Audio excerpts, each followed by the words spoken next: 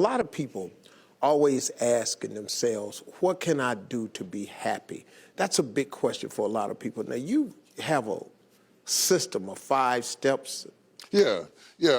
I've written 5 simple steps that really helps no matter who you are, what walk of life you're in. Number 1, you have to own your own happiness. Take it away from other people demanding that they make you happy. Your kids are not going to make you happy. Your spouse is not going to make you happy. A big house is not going to make you happy. Own your own happiness and be responsible for doing those things that bring joy into your own heart, independently of life and people and money and all of that stuff. Right. It doesn't necessarily give you a happiness. You have to take responsibility of that peace and that joy that lives inside of your heart and not inside of your stuff. Wow. Am I right? Yeah. And the second thing that I think people need to do is challenge their own story, because people torment themselves by how they see their life. They've told themselves a story as if it were the truth when it is really a perspective truth. And sometimes you've narrated a story that you beat yourself to death with. Challenge your own story. Change the way you talk to yourself about who you are and what happened to you and what you're going to do in your life. You wrote the script. Change the story. Change the dialogue. You can, am I right? You know? Yeah. The third thing that I think is very important is to enjoy the journey, not the destination. A lot of us delay our happiness. When I get to this level, when I get my degree, when I get the kids, when I get married, I'm going to be happy. Enjoy the journey. Enjoy the whole step, the whole process. Every day that you get up to strive for whatever it is you're after. You know I'm a goal-oriented guy. Yeah, absolutely. But you don't celebrate when you get to the finish line. Celebrate all along the way. Celebrate all along the way. Yeah, man. You know, that's so true, because I hear people talking about a million, man. When I make $1 million, I'm going to do this right here.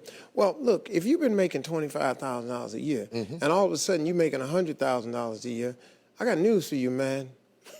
You need to go eat a piece of cake and put a candle in it or something, because that's a big jump. And like you say, enjoying the journey is just realizing that there's joy in the process. That, and then I put me on my calendar. Put me on my calendar, because I want my attention too. Because if you don't see yourself as valuable, nobody else will. You know, nobody else will. The other point is make relationships count. Making your relationships count, because everything is about relationships. First of all, your relationship with God. That's a very important thing to have, because as long as you know that there's somebody in charge, you don't have to bear the brunt of the responsibility and the weight of what's going on in your life. Yeah. You can talk to the boss. Okay. Yeah. Number 2, enjoy your relationship with yourself. If you don't like you, it makes it hard for me to like you. Because people, when you walk into their atmosphere, they draw you into the cosmos of their own drama. And if they're full of drama without you, when you come in, you become caught up in the cyclone of their drama. Yeah. Enjoy your relationship with yourself. And then anybody else who comes in, they enter into a party you already started. You understand? Yeah. And then the relationship with your kids, the relationship with your spouse, the relationship with your friends, taking time to enjoy the relationships, because there is no fruit. Nature teaches us that there is no fruit without relationships. You cannot be fruitful by yourself in business, in home, in life, in church. I don't care what it is. You are no more than the relationships you surround yourself with, and make sure that those are good ones. The 5th thing, Yeah. No, go ahead. I'm loving it, man. Is this good? Yeah, this is really good. The 5th thing that I really ascribe to is balance work with play. You can't do all of either one and be successful. And to those whom much is given, much is required. And if you work really hard and you're a really diligent person, make sure that you do some play to balance your life out. If you play real hard but you don't work very much, you're going to be fun, but you're going to be hungry. You know what I'm saying? You got to balance work with play. You have to balance that with your children. If you're always a disciplinarian, your daddy going to get you when you get home. I don't want to always be the police in the house. Yeah. I want to be the fun guy sometimes. Balancing work with play calls this not only for you to be holistic, but for people to get a better perspective of who you are. I get on my Instagram and I put crazy stuff. My kids die. Just yesterday, I put me sweating in the gym, saying they said it's going to be fun, but it hadn't gotten fun yet. You know, to let people know that everything is not serious every day. That's too much pressure. We've got way too much pressure on us to be the people we were created to be. You got to enjoy the journey and the process. Like I told my kids the other day, I said, let me explain something to y'all. if something happened to me and mama, I want you all to understand, y'all gonna be around the casket crying because I'm not leaving you everything. I'm just not.